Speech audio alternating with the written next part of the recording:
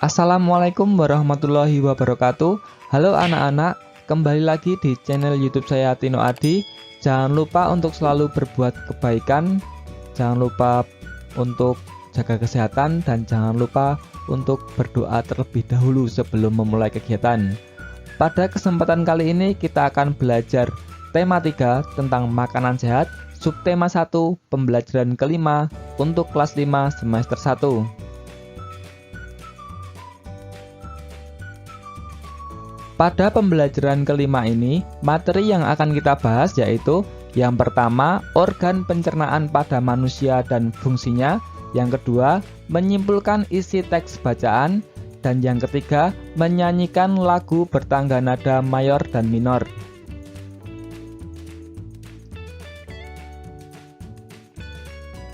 Suatu pagi, Dayu mengeluh sakit perut saat ia sedang berbaris dan bersiap masuk ke kelas. Setelah dicari tahu, ternyata Dayu tidak sarapan. Malam sebelumnya, ia juga terlambat makan malam. Akhirnya, sakit mahnya pun kambuh.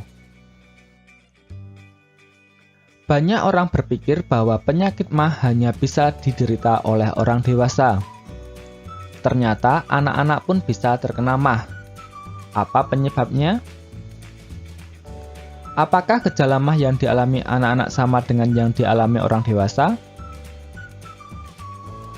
Pada anak-anak yang mudah memproduksi gas pada lambungnya, memiliki pantangan makanan.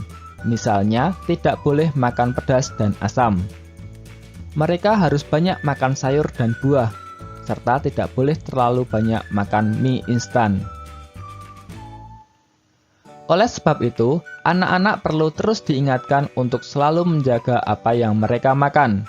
Fungsi alat pencernaan kita adalah untuk memproses pemecahan makanan menjadi sari-sari makanan sehingga dapat digunakan oleh tubuh.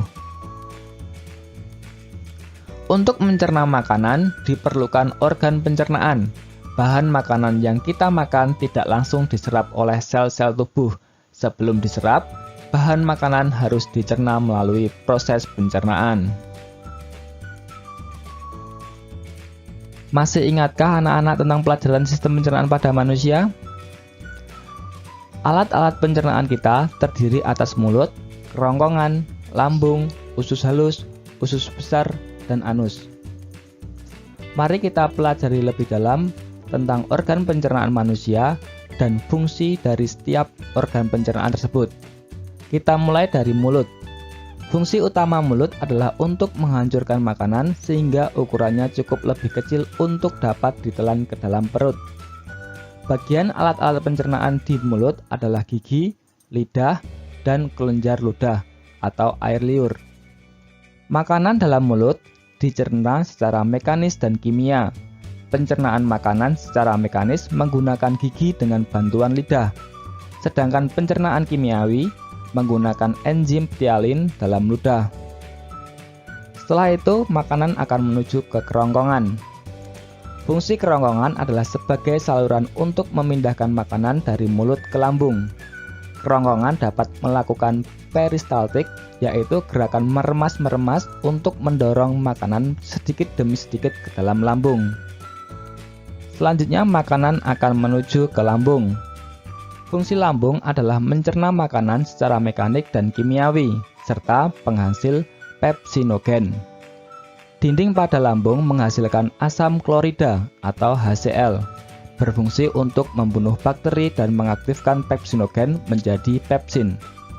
Enzim pepsin ini berfungsi dalam mengubah molekul protein menjadi potongan-potongan protein atau pepton. Di dalam lambung juga terdapat enzim renin, berfungsi mengubah susu menjadi kasein. Selanjutnya, makanan akan menuju usus halus. Fungsi usus halus adalah mencerna makanan secara kimiawi dan menyerap sari-sari makanan.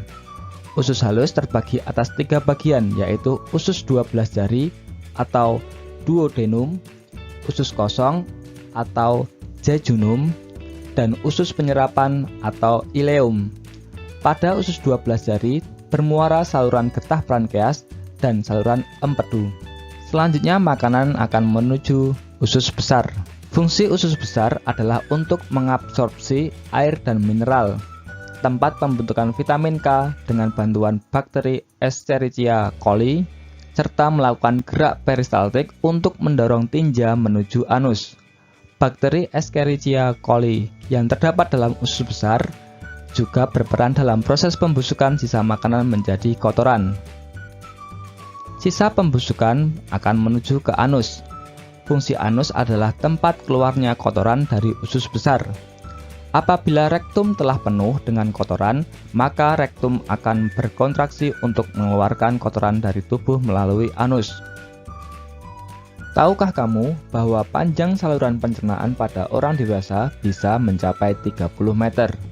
Dengan mengetahui dan mengerti tentang sistem pencernaan dan proses pencernaan makanan, maka kamu dapat lebih memahami cara menjaganya agar tetap sehat. Berikut contoh iklan cara menjaga kesehatan.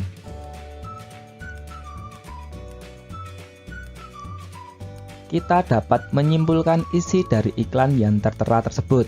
Berdasarkan kata kunci dalam iklan tersebut adalah perilaku hidup bersih dan sehat. Kata kunci diperoleh dari pengulangan kata yang muncul pada iklan tersebut.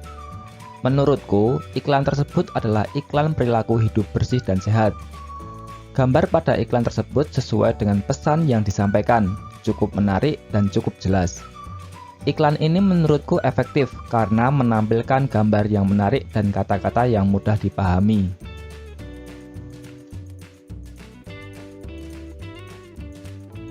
Saat menyanyikan lagu, akan terdengar lebih menarik jika diiringi dengan alat musik. Kita dapat membuat iringan musik dari alat-alat yang ada di sekitar kita. Alat musik dari peralatan sederhana yang tidak dapat membunyikan nada-nada tertentu disebut alat musik ritmis. Alat musik ritmis hanya digunakan untuk pengiring irama dan pengatur tempo. Contohnya adalah kendang, triangle, drum, tamborin, dan tifa.